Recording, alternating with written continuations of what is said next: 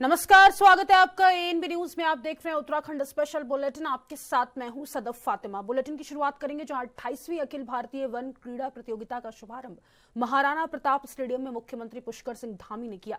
यह प्रतियोगिता 14 साल बाद उत्तराखंड में आयोजित हो रही है और 16 नवंबर तक चलेगी। इसमें 42 राज्य, केंद्र शासित प्रदेशों और संस्थानों के खिलाड़ी भाग ले रहे हैं। मुख्यमंत्री धामी ने मंच से विभिन्न राज्यों से आए वन अधिकारियों, खिलाड़ियों और खेल प्रेमियों का स्वागत करते हुए कहा कि यह हमारे लिए गर्व की बात है कि उत्तराखंड को इस प्रतियोगिता की मेजबानी का अवसर मिला। उन्होंने प्रधानमंत्री नरेंद्र मोदी और केंद्रीय मंत्री भूपेंद्र यादव का आभार व्यक्त किया और आयोजकों को बधाई दी है। मुख्यमंत्री ने कहा कि खेल व्यक्ति में अनुशासन, टीम वर्क और संघर्ष की भावना विकसित करते हैं। साथ ही वन कर्मियों के फिट रहना जरूरी, क्योंकि वे वन और पर्यावरण की रक्षा के असली प्रहरी हैं।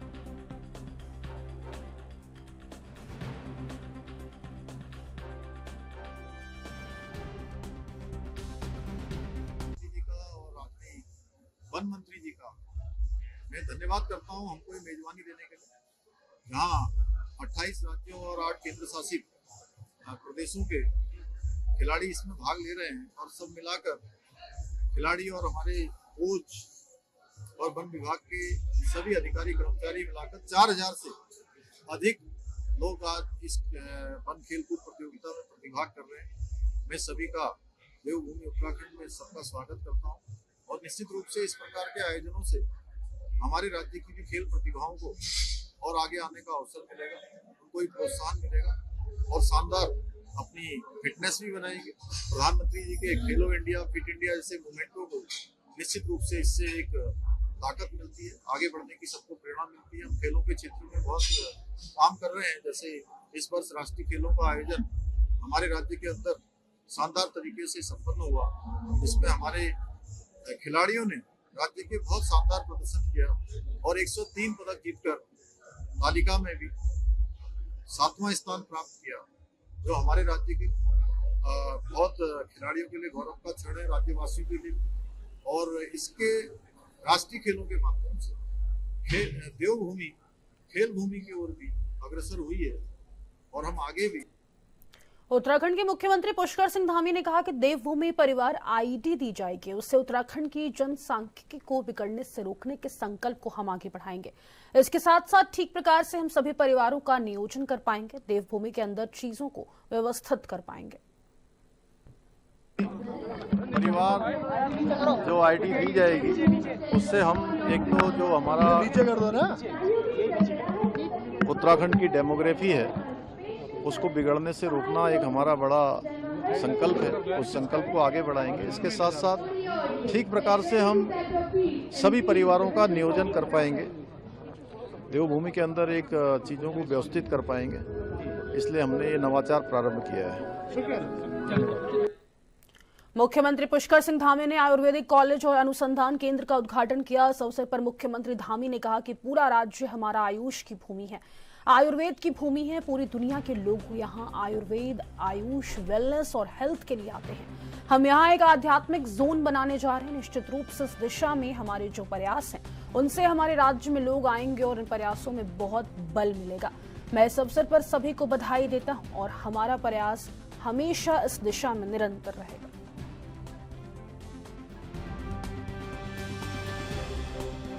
कार्यक्रम में प्रतिभाग किया है और आज एक सौगात भी देने जा रहे हैं।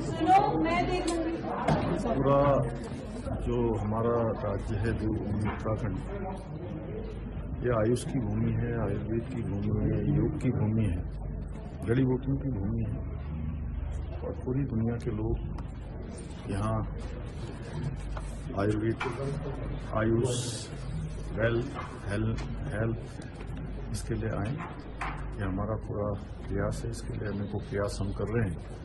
स्पिरिचुअल 2 जोन हम बनाने जा रहे हैं राज्य के अंदर, एक मऊ में, एक गढ़वाल में। और यहाँ पर आज के प्रयासों से जो आयुर्वेद यूनिवर्सिटी स्थापित हो रही है, ये निश्चित रूप से इस दिशा में बहुत आगे हमारे प्रयास हैं, राज्य के अंदर लोग आए, उन प्रयासों को बहुत बल मिलेगा। मैं बहुत बधाई देता हूँ, शुभकामनाएं देता हूँ। सरकार की तरफ से हमेशा जो प्रयास है वो हमारा हमेशा आगे भी बना रहेगा और इस दिशा में हम लोग पूरी मजबूती से काम करेंगे, जिससे कि अभी प्रधानमंत्री जी ने भी जो हमको मार्गदर्शन किया है राज्य स्थापना दिवस पर कि हेल्थ और वेलनेस के क्षेत्र में और आध्यात्म के क्षेत्र में ये वैश्विक कैपिटल हमारा उत्तराखंड राज्य बने, हिंदुस्तान का श्रेष्ठ राज्य बने, ये हमारे प्रयासों को आगे बढ़ाने का काम। रोजगार के भी रास्ते खुलेंगे सर आयुष के माध्यम। उत्तराखंड राज्य आंगनबाड़ी कर्मचारी संघ ने 14 नवंबर से प्रदेश भर में अनिश्चितकालीन धरना प्रदर्शन और क्रमिक अनशन शुरू करने का ऐलान किया है। संघ ने मांग की है कि आंगनबाड़ी कार्यकर्तियों का मानदेय बढ़ाकर 24,000 रुपए प्रतिमाह किया जाए। उत्तरांचल प्रेस क्लब में आयोजित पत्रकार वार्ता में संघ की प्रदेश अध्यक्ष सुशीला खत्री ने कहा कि सरकार लगातार उनकी मांगों को अनदेखी कर रही है। उन्होंने बताया कि वर्ष 2024 में आंगनबाड़ी कार्यकर्तियों के आंदोलन के दौरान सरकार ने मानदेय वृद्धि के लिए एक कमेटी गठित करने का आश्वासन दिया था, लेकिन वह कमेटी केवल कागजों तक सीमित रह गई। उन्होंने कहा कि 30 अक्टूबर को संघ की ओर से रैली निकालकर मुख्यमंत्री को ज्ञापन सौंपा गया था। इस दौरान मुख्यमंत्री के संयोजक ने वार्ता का आश्वासन दिया था, लेकिन अब तक कोई पहल नहीं हुई है।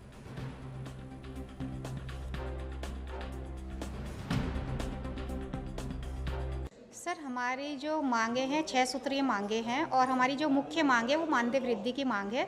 और लंबे समय से आंगनवाड़ी कार्यकर्ताएं जो हैं प्रदेश में मानदेय वृद्धि की जो लड़ाई है वो लड़ रहे हैं सरकार से और काफ़ी टाइम से कार्य बहिष्कार पे भी चल रहे हैं। और जो आज जो कॉन्फ्रेंस है हमारी, तो हमारा यही है कि हम एक सरकार को चेतावनी दे रहे हैं कि 14 नवंबर से हम लोग कर्मिक अनशन पे जा रहे हैं और क्रमबद्ध तरीके से हम लोग इस आंदोलन को आगे बढ़ाएंगे। हम पीछे नहीं हटेंगे। अब हमारी जो है वो आर पार की लड़ाई होगी।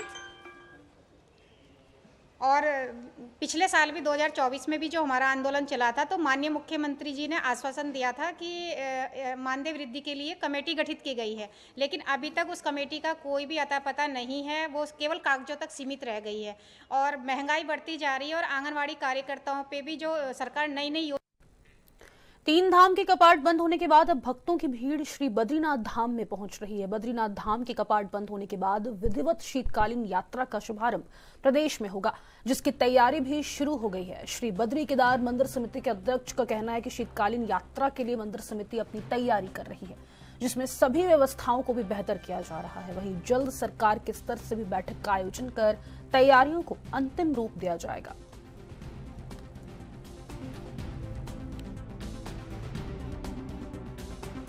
शीतकालीन यात्रा शुरू होने जा रही है, किस तरह की बीकेसीसी की तैयारी में जाती? हाँ, निश्चित ही देखिए, आप सब लोग विदित है कि देश के यशस्वी प्रधानमंत्री गत वर्ष यहाँ पर आए थे और शीतकालीन यात्रा के लिए हम लोगों ने जो पूरी तैयारी यहाँ पर की है और उन्होंने घोषणा की थी कि शीतकालीन यात्रा को हम इस राज्य के अंदर एक अच्छी संभावना है कि 6 महीने हमारे कपाट बंद रहते हैं और शीतकालीन यात्रा के दौरान जो है कि शीतकाल के दौरान जो है भगवान बाबा केदार जो है कि ऊखीमठ में विराजमान रहते हैं, जो हमारी शीतकालीन गति और बाबा भगवान बद्रीनारायण जो है जोशीमठ और पांडुकेश्वर में, तो उसको लेकर हम व्यापक रूप पर तैयारी करें, उसकी कार्य योजना बन रही है और अधिक से अधिक लोग जो है कि यहाँ पर शीतकालीन यात्रा का लाभ लें, उसको लेकर बद्री केदार मंदिर समिति ने एक कार्य योजना बनाई है।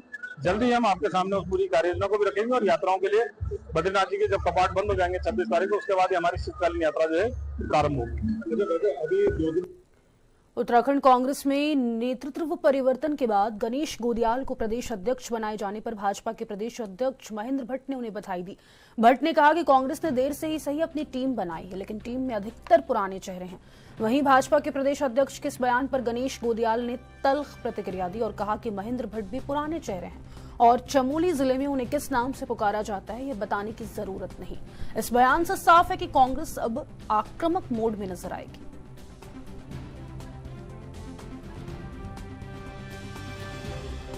मैं उत्तराखंड के मुख्य विपक्षी दल को बधाई देता हूं। देर से ही सही उन्होंने अपनी एक टीम बनाई है। टीम में सब पुराने लोग हैं, पहले भी अध्यक्ष रहे हैं, चुनाव के पहले ही अध्यक्ष थे। ऐसी है प्रीतम जी भी अध्यक्ष रहे, हमारे लिए कोई नया चेहरा है नहीं। हाँ, हरक सिंह जी थोड़ा कांग्रेस में इस बार आए हैं तो उसकी हलचल जरूर कांग्रेस के अंदर दिखाई देगी। तीर लगा है और जो ये तीर लगा है ये कांग्रेस के किन लोगों पे लगा हम सब लोग उससे विज्ञ है। इसलिए हमें कांग्रेस के संगठन से, पार्टी के कार्यक्रमों संगठनों को फर्क पड़ता नहीं। इतना दूर अपेक्षा करेंगे। गणेश गोयल अध्यक्ष बने हैं तो अभी तक कांग्रेस जिस दिशा में चली है उससे थोड़ा अच्छी दिशा की ओर आए। प्रदेश सरकार विकास कार्यों की सराहना होनी चाहिए और अच्छे कामों का विरोध करने का जो सिलसिला कांग्रेस के अंदर अभी तक बना रहा, उसमें थोड़ा मुझे उम्मीद है कि कुछ ब्रेक लगेगा। लेकिन अगर गणेश जी ने भी उसी पटरी पर कांग्रेस चलाई जिस पटरी पर कांग्रेस पिछले 60 वर्षों से चली आ रही है, तो कांग्रेस हर्ष इससे भी बुरा होगा। भट्ट कह रहे हैं कि ये पुरानी ही जोड़ी है, जो 2022 में थी वही जोड़ी है, इस बार भी कोई नया नहीं कुछ। तो महेंद्र भट्ट नए हैं क्या? महेंद्र भट्ट भी वही है जो महेंद्र भट्ट जिनको चमोली में किस नाम, अब मैं आज ऐसे शुभ मौके पर उनके बारे में कुछ कहूँ ठीक नहीं है, पर चमोली में उनको किस नाम से पुकारा जाता है वही महेंद्र भट्ट है। मुख्यमंत्री पुष्कर सिंह धामी की अध्यक्षता में हुई मंत्रिमंडल की बैठक में देवभूमि परिवार योजना को लागू करने पर सहमति दी गई है। इस योजना के तहत राज्य में निवासरत परिवारों की पहचान के लिए परिवार आईईडी यानी फैमिली आईडी बनाई जाएगी और महत्वपूर्ण जनोपयोगी योजनाओं को लाभार्थी परिवार की आईडी से एकीकृत किया जाएगा। इससे इन योजनाओं का लाभ सीधे और समुचित रूप से लाभार्थियों तक पहुंचेगा। दरअसल उत्तराखंड सरकार ने 2022 में हरियाणा की तर्ज पर प्रदेश में परिवार पहचान पत्र बनाने का निर्णय लिया था ताकि जन कल्याणकारी योजनाओं को अधिक आसानी से जनता तक पहुंचाया जा सके और योजनाओं में होने वाले फर्जीवाड़े या कुछ ही परिवारों को बार बार लाभ मिलने की शिकायतों पर कार्रवाई की जा सके।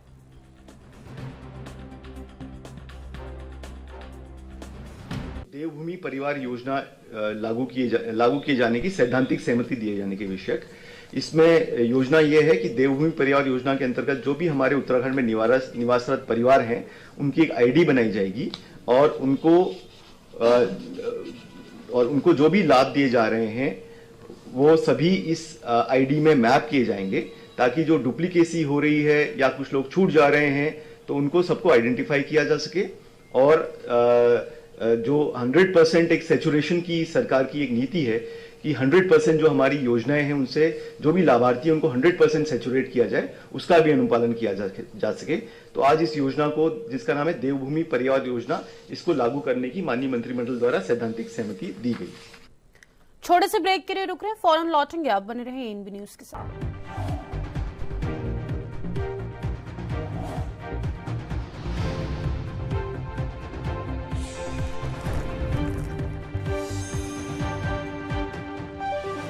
ब्रेक के बाद एक बार फिर से आप सभी का स्वागत है। आगे बढ़ेंगे जहां दिनेशपुर शक्ति फार्म और रुद्रपुर क्षेत्र में विधायक मुन्ना सिंह के हालिया बयान के बाद बंगाली समुदाय में गहरा आक्रोश देखा जा रहा है। इस विवाद पर प्रतिक्रिया देते हुए क्षेत्रीय विधायक अरविंद पांडे ने कहा कि यह मुन्ना सिंह का व्यक्तिगत बयान है और भारतीय जनता पार्टी का इससे कोई संबंध नहीं है। उन्होंने पार्टी का पक्ष रखते हुए कहा कि भाजपा सभी वर्गों और समुदायों का सम्मान करती है और किसी प्रकार के भेदभाव का समर्थन नहीं करती। पांडे ने कहा कि जाति और समुदाय के खिलाफ कोई भी गलत बयानबाजी की घोर निंदा की जानी चाहिए।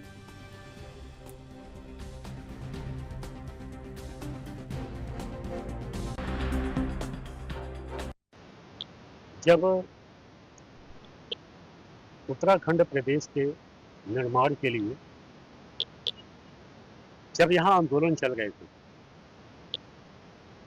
तो उस समय मैं व्यक्तिगत और उधम सिंह नगर जिले के, चाहे पर्वतीय समाज के लोग हों, चाहे पंजाबी समाज के कुछ लोग हों, चाहे बंगाली समाज के लोग हों, सब लोगों ने एकजुट होकर हमने उत्तराखंड प्रदेश की मांग की और हमने लड़ाइयाँ लड़ी। पुलिस के साथ कई बार लाठीचार्ज भी हम लोगों पे हुआ और मैं दावे से कह सकता हूँ आपकी से प्रेस के माध्यम से, और मैंने तो सदन में भी बोला है कि जिस समय उत्तराखंड राज्य बनाओ आंदोलन चल रहा था उस कालखंड में उत्तराखंड राज्य निर्माण के लिए सबसे ज़्यादा किसी पे मुकदमे लगे हैं, सबसे ज़्यादा उस कालखंड में किसी पे मुकदमे लगे हैं तो मेरे ऊपर मुकदमे लगे। लेकिन उत्तराखंड प्रदेश को बनाने के निर्माण में हम लोगों ने सहभागिता की। उत्तराखंड निर्माण हो गया, होने के पश्चात बहुत से लोग हैं जो उत्तराखंड प्रदेश के हित में काम करते हैं, चाहे वो किसी जाति संप्रदाय के, किसी जाति धर्म के हो, सब लोग काम करते हैं। इसी में जहां अच्छे लोग पाए जाते हैं, एक आध लोग लालच। उत्तराखंड आपदा प्रबंधन समिति के उपाध्यक्ष विनय कुमार रोहेला ने अपने 3 दिवसीय दौरे के दौरान जसपुर सहकारी चीनी मिल के गन्ना पेराई सत्र का शुभारंभ किया है। इसके बाद वो जसपुर विधानसभा क्षेत्र के तीरथ भोगपुर डाम पहुंचे, जहां ग्रामीणों ने विनय का जोरदार स्वागत किया। ग्रामीणों ने माननीय राज्य मंत्री के समक्ष अपने क्षेत्र की समस्याओं का पिटारा खोला, साथ ही पूर्व में किए गए विकास कार्यों की सराहना की। मंत्री विनय रोहेला ने भोगपुर डाम क्षेत्र वासियों को आश्वासन देते हुए कहा कि जल्द ही भोगपुर क्षेत्र को राजस्व गांव घोषित किया जाएगा।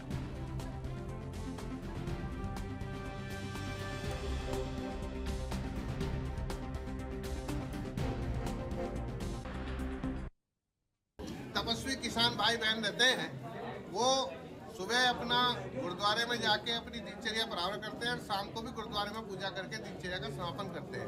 इस दिनचर्या में वो बीच का समय किसानी कार्य में बिताते हैं। किसानी कार्य के अंतर्गत इनका राशन कार्ड में दिक्कत है, यहाँ पर जो है शौचालय नहीं है, खाद नहीं मिलता, बिजली के कनेक्शन की समस्या बताई, पेंशन की बताई, राजस्व ग्राम न होने से वो बहुत दिक्कत है। मित्रों, हमने इन सब की समस्याओं का समाधान करने के लिए अभी इनसे सबसे चर्चा की है। और यहाँ पे जो सड़क की समस्या है, वन अधिनियम होने के कारण, वन्य क्षेत्र के होने के कारण यहाँ इन समस्याओं का प्रारंभ हुआ है। अब कुछ वन अधिनियम के अंतर्गत भी छूट दी गई है कि इन समस्याओं को जो वन्य क्षेत्र में लोग रह रहे हैं उनको भी छूट दी गई है कि वन विभाग के फंड से उन समस्याओं को दूर किया जाए। तो मैं वन विभाग के अधिकारियों से बात करूंगा, कल हमने करी भी है, और कुछ समस्याएं जो जिला प्रशासन के माध्यम से वो करेंगे। शासन के स्तर से भी राजस्व ग्राम घोषित होने की प्रक्रिया चल रही है। विनय रोहेला ने तो श्रीमान की आए, उन्होंने पहले भी काम कराए हैं, जैसे पिलसना का हुआ, सड़क का हुआ, तो मगरंगा की मिट्टी खुलवा के, और दूसरा इन्होंने करवाया लाइट का। आज भी उन्होंने कहा है कि हम गुरुद्वारे में आए हैं, हमारे साथ में यहाँ बहुत लोग इकट्ठे हुए हैं। उन्होंने कहा जो भी अगर तुम्हारी समस्या है मैं सारी हल करूँगा लिखित रूप में। जैसे भी उनके साथ अधिकारी भी आए, उन्होंने नोट कर ली है। तो जैसे हमारी सड़कों का खड्डे हैं, कुछ है, ये भी अगर करेंगे तो हम तो धन्यवाद करते हैं विनय रोहेला जी का। विनय रोहेला जी का धन्यवाद करते हैं कि वो एक साफ उनका। कांग्रेस आलाकमान ने प्रदेश अध्यक्ष के साथ साथ जिला और महानगर अध्यक्षों की भी घोषणा की है। कांग्रेस हाईकमान ने अल्मोड़ा से एक बार फिर भूपेंद्र सिंह भोज पर भरोसा जताते हुए उन्हें दोबारा जिलाध्यक्ष पद की कमान सौंपी है। भूपेंद्र सिंह के दोबारा जिलाध्यक्ष नियुक्त होने पर कांग्रेस कार्यकर्ताओं ने चौगानपाटा में उनका भव्य स्वागत किया। कार्यकर्ताओं ने फूल मालाओं से उन्हें सम्मानित किया और इस मौके पर आतिशबाजी व मिष्ठान वितरण कर जश्न मनाया। नवनियुक्त जिलाध्यक्ष भूपेंद्र सिंह भोज ने पार्टी के शीर्ष नेतृत्व और सभी कार्यकर्ताओं का आभार जताया और कहा कि संगठन की मजबूती और 2027 विधानसभा चुनाव में कांग्रेस की सरकार बनाने के लिए सभी कार्यकर्ताओं को साथ लेकर काम किया जाएगा।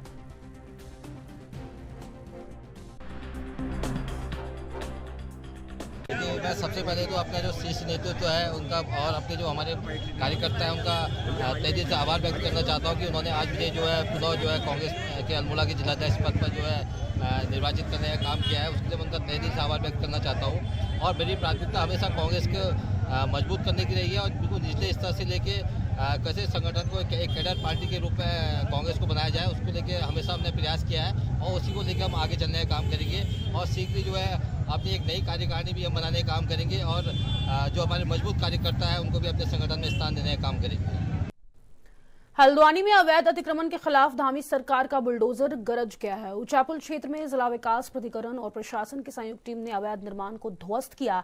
यह कार्रवाई उस घटना के बाद से की गई जब मंगलवार शाम एक स्थानीय पत्रकार अवैध अतिक्रमण की रिपोर्टिंग करने पहुंचे थे और रिपोर्टिंग के दौरान कुछ दबंगों ने पत्रकार पर हमला कर दिया, उसे बुरी तरह पीटा और नाले में फेंक दिया। घायल पत्रकार को गंभीर हालत में अस्पताल में भर्ती कराया गया है, जहां उसकी स्थिति नाजुक बताई जा रही है। घटना के बाद प्रशासन और पुलिस में हड़कंप मच गया। पुलिस ने मामले की जांच शुरू कर दी है और 2 आरोपियों को गिरफ्तार कर लिया है। जिला विकास प्राधिकरण के सचिव विजयनाथ शुक्ला ने कहा कि शहर में अवैध अतिक्रमण को बर्दाश्त नहीं किया जाएगा और दोषियों के खिलाफ कड़ी कार्रवाई होगी।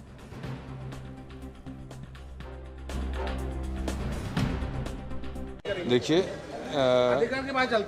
आपको मैं बताना चाहूँगा कि कल जो घटना हुई वो बहुत ही दुर्भाग्यपूर्ण है, लेकिन साथ ही साथ मैं आपके माध्यम से ये मैसेज भी देना चाहूँगा कि देखिए, निर्माण किसी का हो, वैध अवैध हो, जब टूटता है तो लोगों का श्रम लगता है, समय लगता है, पैसा लगता है, कष्ट होता है और इस तरह की हरकतें ना करें।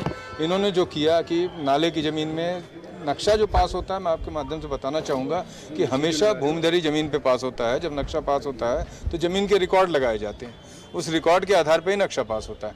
लेकिन लोग करते क्या हैं कि उस नक्शे के आधार पे गवर्नमेंट लैंड या उनकी जो लैंड नहीं होती उस पर कब्जे का प्रयास करते हैं, जो कि यहाँ पे एक नाले की ज़मीन में आपको भी आपके सामने है कि उन्होंने कब्जे का प्रयास किया और उसको यहाँ पे आज हटाया गया है। जहाँ तक बात है JEI की, इसकी भी एक जांच कराई जाएगी कि अगर उस समय उन्होंने कहीं कोई अनियमितता होगी तो उस पर भी कार्रवाई की। शहर में जितनी भी सरकारी ज़मीन हो, जितनी भी हम जितने नक्शे पास करते हैं उसकी निर्माण कार्य होने तक मॉनिटरिंग की जाती है और उसमें जो भी डेविएशन होते हैं, हमारे यहाँ केस चलते हैं, डिमोलिशन ऑर्डर होते हैं और उस आधार पर डिमोलिशन किया जाता है। तो अगर उसमें किसी की संलिप्तता पाई गई तो उसमें कार्रवाई भी प्रस्तावित की। सर, एक आम आदमी की प्राधिकरण की जानकारी में नहीं है। JEI ने रोकने का इसको प्रयास किया था, उसकी बात नहीं मानी गई, उसका नतीजा इनके सामने है जिसने उनको इसका मतलब दबंगई की गई, प्राधिकरण डर गया।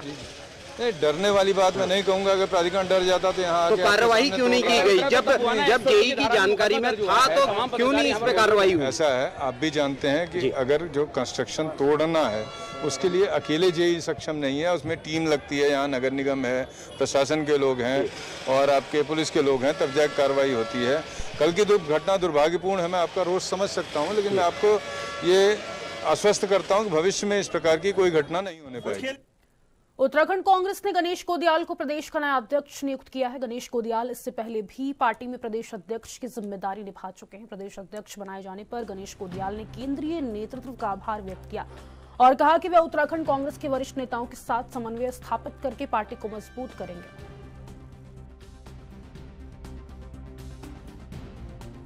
वहीं बीजेपी सरकार पर हमला बोलते हुए उन्होंने कहा कि आज जो भी आधुनिक संसाधन उन्हीं के सहारे भाजपा मजबूत हुई है और चुनावों में जीत हासिल करना चाहती है, लेकिन अब हम उनके मंसूबे पूरे नहीं होने देंगे।